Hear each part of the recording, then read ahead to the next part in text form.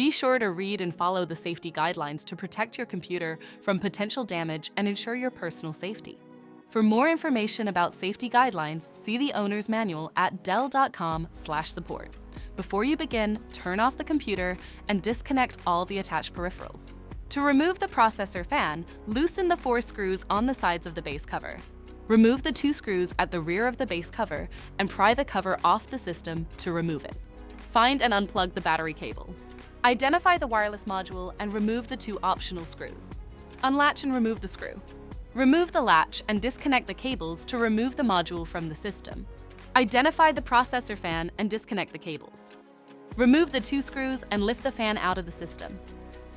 To reinstall the processor fan, place it back in the system. Tighten the 2 screws and reconnect the cables. Place the wireless module in the system and reconnect the cables. Install the latch and tighten the screw. Relatch and tighten the 2 optional screws. Plug in the battery cable. Place the base cover back on the system and secure it with the 6 total screws. For more information about your Dell system, visit dell.com/support.